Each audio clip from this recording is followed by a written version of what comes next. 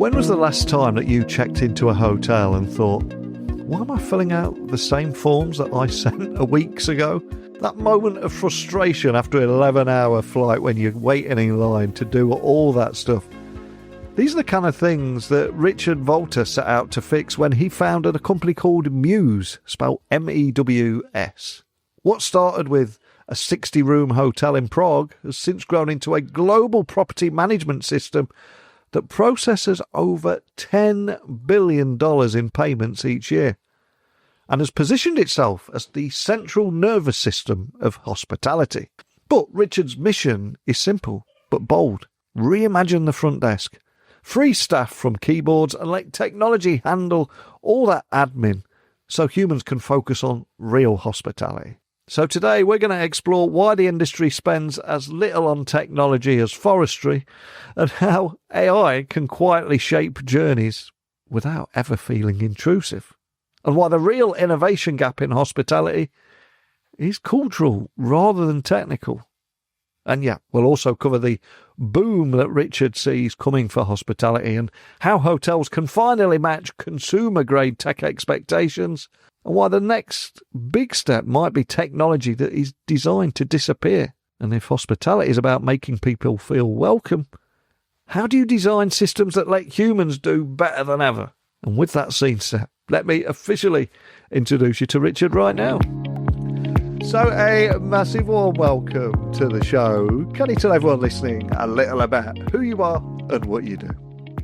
So hi everyone, I'm Richard Valtr. I'm the founder of Mews, which is a property management system that helps manage hotels. And the way that we kind of think of ourselves is that we're kind of like the central nervous system of every single hospitality company. So we started out with independent hotels, kind of, on the one side, a guest might be able to kind of see us as, the machine that helps check you in. So the thing that somebody is usually furiously typing into, we really think of ourselves as the kind of the orchestration layer that helps that entire kind of business work in a better way, in a more streamlined way, and in a way that, ultimately really affects the guest experience so that everything can be much more automated so that staff and guests have just more time to actually kind of interact and really kind of create that hospitality feeling.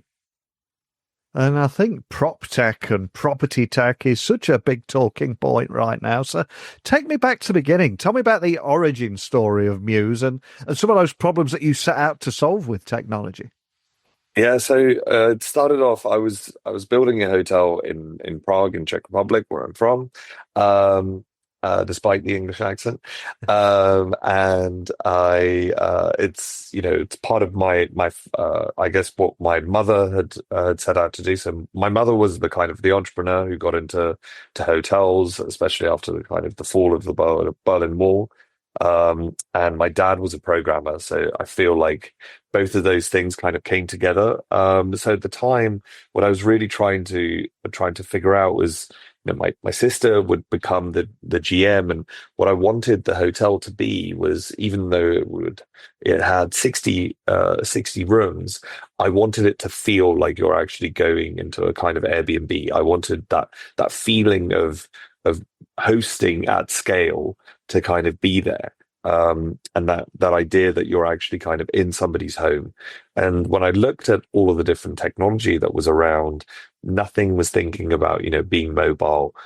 Nobody was thinking about, how do we make sure that, when we go to reception, there isn't somebody, furiously typing, that they're able to look you in the eye, they're able to have a conversation, they're able to have information about you, that you might have, put somewhere basically, or you might have actually kind of said what you're interested in, and that they essentially have a script that they can be kind of using for you to really elevate that guest experience. And and if you think about, at the end of the day, hotels have back offices. There's a huge number of people that are kind of doing things in the background. And I think what we really want to do is use technology to kind of bring that bring that power to the forefront, so that every single staff member feels empowered to make a great decision. Every single guest feels that no request is kind of out of bounds. And just generally kind of anything that heightens that hospitality experience. And that's really kind of what I started trying to do with the first hotel. And we've just been really, really lucky that we've been able to kind of scale that up to, entire groups of hotels and entire chains as well now.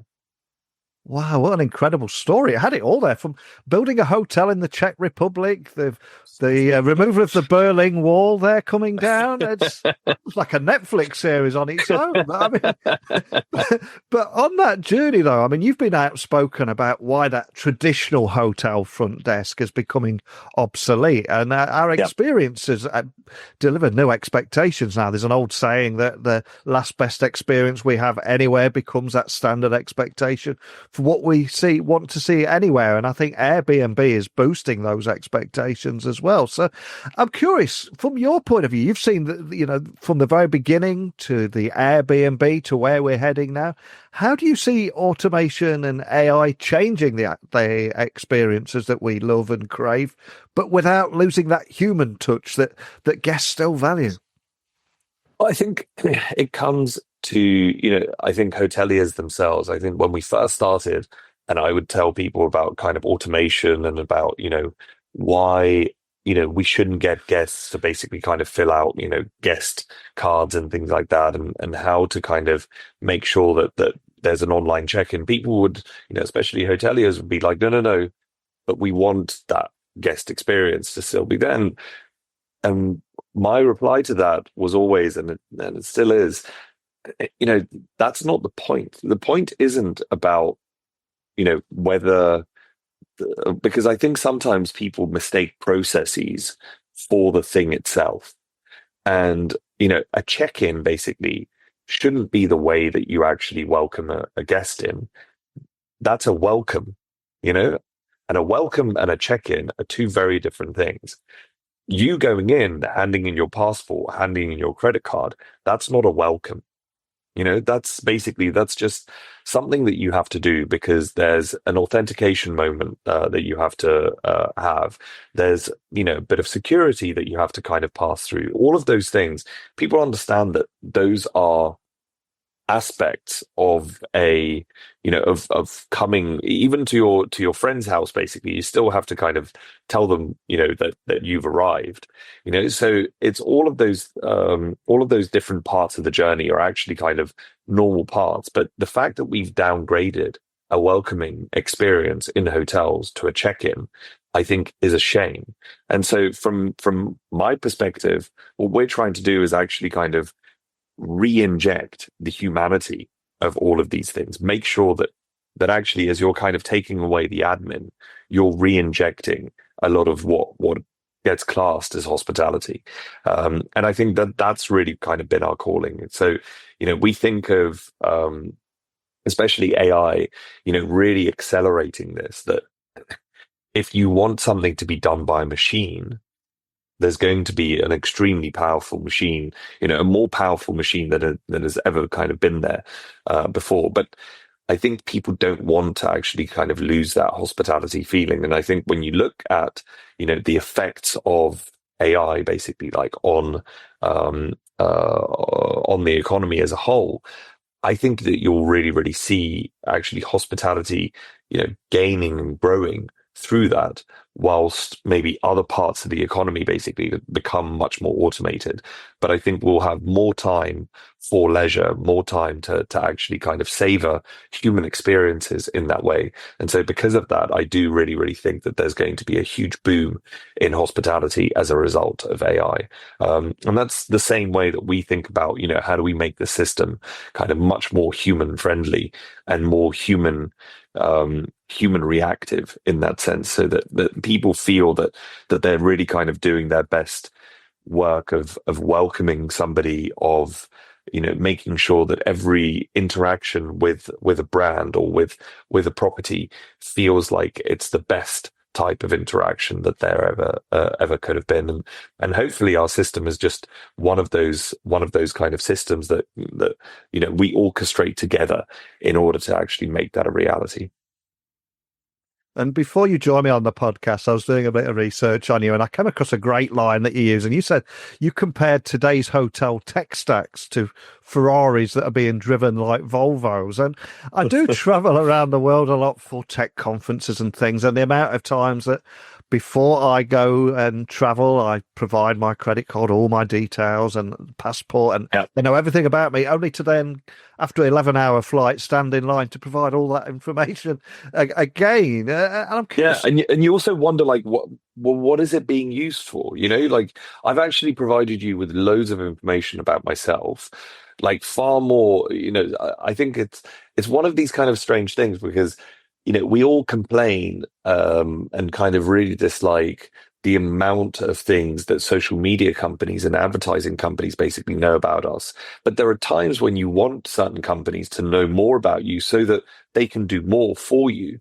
And it feels like hospitality is kind of in this weird, almost kind of defensive position where it gets all of this information from guests that want to kind of trust it in a way that, nowadays I don't think we trust social media in the same way. But the technology there just isn't working in a way that helps hotels actually then elevate those experiences, basically. And I think that that's something, again, that we have to respect. If you've given me that information, I think that is a kind of gift that creates the obligation that you're going to do something with it. So, the guest has not only paid, with their money, but they've also paid in information. And we tend to kind of only think that the only transaction that you're actually kind of making there is the kind of the money for the room, rather than, and here's the other information about myself. What are you going to give me, basically, kind of for that? And a lot of the times the answer is nothing. And I think that's a huge kind of shame and missed opportunity, and why I think, on the one side, us tech vendors basically should really, really try and create these kind of Ferraris, but maybe ones that are easy to use, so that, you don't need to be a kind of 5-time world racing champion, basically, in order to actually kind of go that fast. And of course, the technology we're talking about, we all use in our personal lives on a daily basis. So why do you think so many hospitality leaders are still underusing the technology that's already available to them in their personal lives, but they're not using it in the workplace? I think that's actually a great question. And I think that as we, ChatGPT and kind of an AI is one of the very, very rare occasions where actually consumers are at the forefront of, the technology wave. It's usually, most other technology waves have happened in a different way. They've kind of been in labs first, and then that lab has seeded it to, an Apple or a Microsoft or someone like that. And based on, all of those, great outcomes, they've then kind of painstakingly put it together as a kind of application, or as a system, or as a technology that we've then used. And there's been this kind of like filtering, whereas it feels like AI is this first technology that's leapfrogged all the way to the consumer. And now basically consumers and individuals basically have much greater tools to use in their daily lives versus what they use in their kind of work lives today. And I think, the way that I see most people actually using ChatGPT or Claude or whatever it might be, or Perplexity, just feels that there is this kind of chasm between, what people actually kind of have and how, the technologies people have and the technologies that people use. And I think that the reason why I think that particularly in hospitality, this tends to be the case is that I think if you ask most hoteliers, they don't think of hospitality. They don't think of technology first when they think of hospitality. They think of all the details. Basically, they think of where the cutlery should be. They think of how the rooms should look, all of these different types of questions. But I don't think they're looking at, how can technology actually kind of drive this? And I think that now, what we've seen maybe in the last kind of 10 years is consumers going, to your point, I have provided all of this information. Why do I need to do this again? It's in the same way of, I have this, Chat GPT in my pocket. How are you going to enhance that? Yeah, because maybe now I'm going to get to a place where I actually kind of trust it more to deliver some of the recommendations in a slightly better way. So it's almost, how are you going to help me with my prompts, rather than basically kind of saying, how are you going to, give me that basic information? Because it now feels that, through a Chat GPT, through a Claude, we might get better concierges basically than the hotel has in and of itself. So I think hoteliers have to kind of ask themselves, what is the relevance of all of those people that they employ, basically, and all of those kind of different processes to that end customer? And how can you still kind of create a memorable experience when that level of kind of consumer grade technology is just so much greater than the kind of the technology and the processes that you have kind of internally? And I think it comes down to the fact that, humans don't like, at the end of the day, to be told by technology what to like and what to experience. I think we still want a human delivering that, and I think that there's still a higher trust that you have to a person that, even if it's a relatively random person to you. And I think that is and will be hospitality's great superpower, because it's the orchestration of the people that can deliver these types of experiences and these types of insights. And I also read before you joined me today that you believe hospitality's innovation gap is much more of a mindset problem than a technology problem. So can you expand on what you meant by that? And how do you think leaders can overcome a barrier like that? Like, I think for me, the main difference that you have in, for example, other industries. So there's a great stat that I learned actually last week, which is that hospitality spends the same amount of its kind of revenues on technology as the forestry industry. And I think that, if I think about, like, that to me just seemed incredibly surprising, because of, just how much technology plays a role in consumers' kind of daily lives. Whereas I'm not sure if, trees basically kind of use Claude as much. But I think that from that perspective, that's I think the sometimes the challenge with this industry is that people don't think of how can technology make this better. They think of how can we kind of make this better, or kind of leave this be at the same level whilst cutting costs, or how can we think about hiring differently. They never think technology first, and I think that is a great shame, basically. And I think that that's also to, if you think about some of the leaders in hospitality, very few of them come from technology themselves. And I think that whilst they might be kind of personal fans of technology, I think that there needs to be a kind of a deeper embrace from hospitality companies to actually think, okay, technology will actually help us do this. And these are the types of things that we will want from technology in order to actually kind of fulfill these wishes. And I think that, to us as kind of as a vendor, we feel that we don't get asked enough for innovation by the industry. We feel that we ourselves have to kind of provide the innovation for other people, basically, to kind of then go, oh, actually, this is possible. This is the way that I'm now going to actually kind of run this hotel, or run this group of hotels. And for anybody listening, thinking about the ROI or the scale of volume that you're leveraging technology here, Mews is currently processing more than $10 billion in payments each year. So I've got to ask, what role does AI play in optimizing not just the transactions that we're talking about here, but the broader revenue opportunities within hotels? How do you see this playing out? So I think, it's one of those things where we look at it from the perspective of, what more can you do with the resources that you have?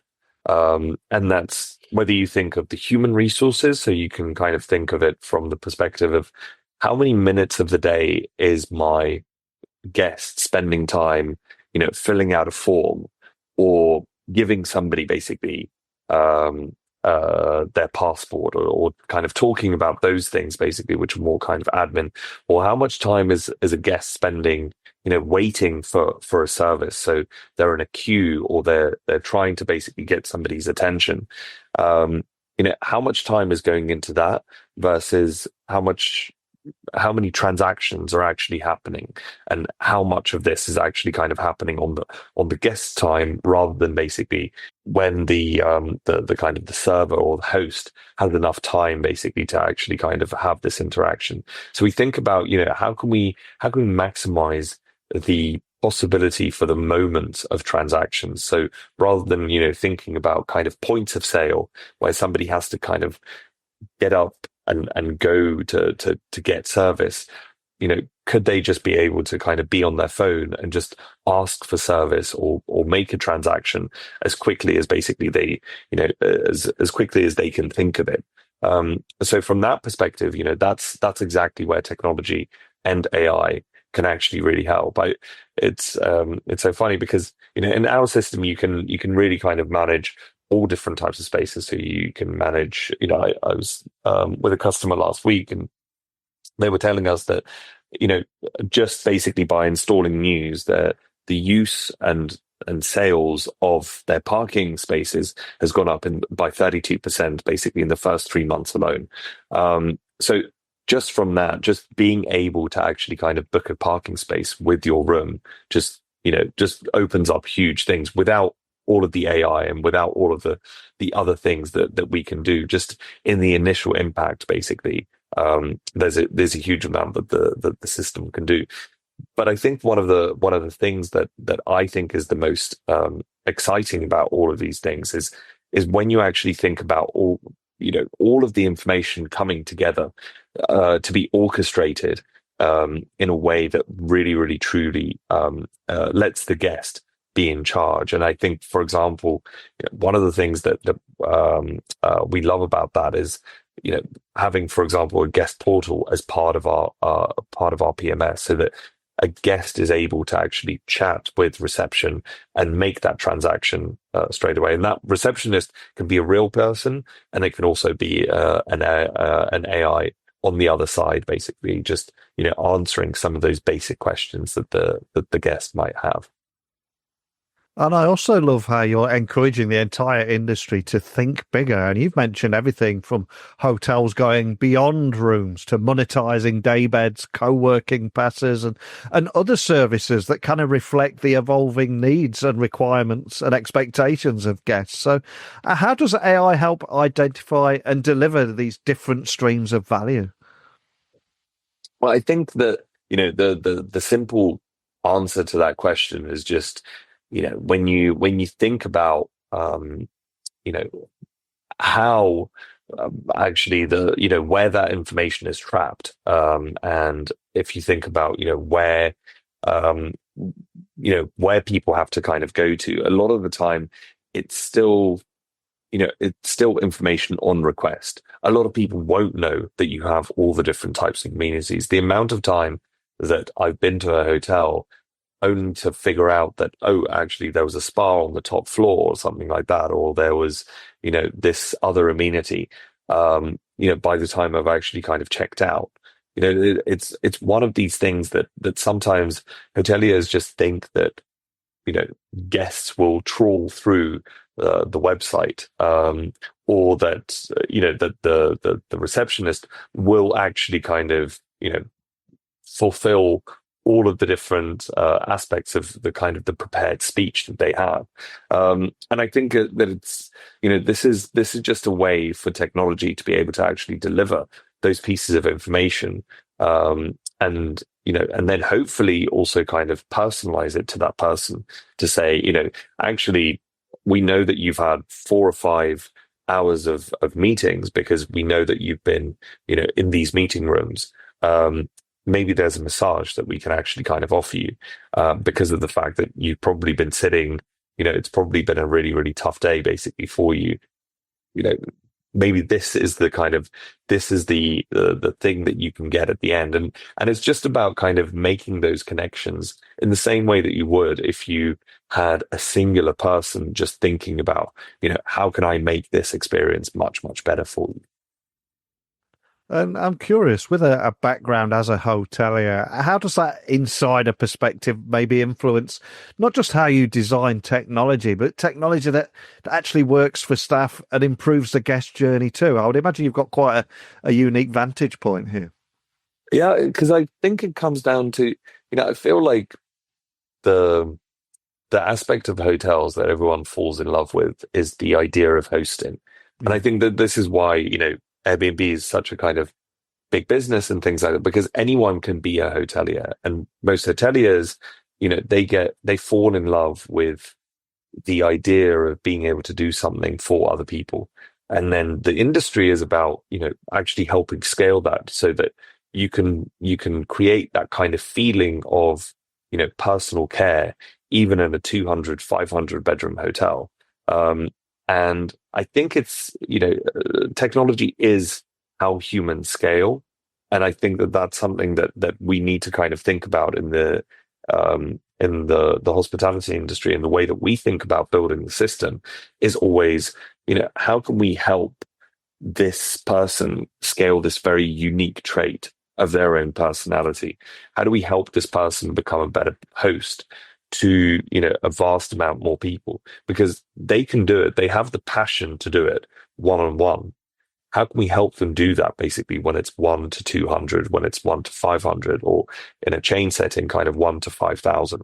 And I think those are the types of things that we think about when we're actually kind of building the system, and I guess what kind of powers our passion for how we design and think about these different kind of services.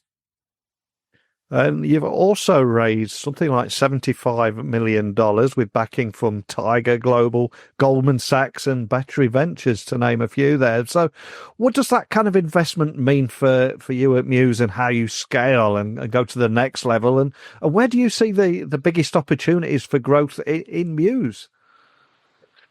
I think for me, 75 million was just the last round. I think in total we've raised more than, I think it's coming up to about 400. It's a massive, massive industry. I think we get very, very, I think most people get very excited by the idea of travel in itself. And so that's the same thing that our investors get very excited about. And I think that they recognize that we are really leading this industry. I think particularly in Europe, we're now becoming basically a very, very well-known system. I think in the US, it's our kind of fastest growing area. So from those perspectives, we just love the idea of being able to actually kind of grow and serve more customers and be in more hotels, because we do think that we do a very, very good job of making every single one of them more effective. And I think for us, I've been at it for 13 odd years, and I get really, really excited about, about us being able to kind of scale to even greater hotels, to even grander hotels and hotel companies. And so I think that's what the market is responding to, and why I think we're very, very, well set up to kind of be the industry leaders. Well, thank you so much for sitting down with me today. Before I let you go, I think it's time for us to look into my virtual crystal ball and look into the future here. So what will define the next generation of hospitality technology? Will it be AI personalization, the reinvention of physical spaces, or something that we've not even talked about today? If you look into the future, what do you see there?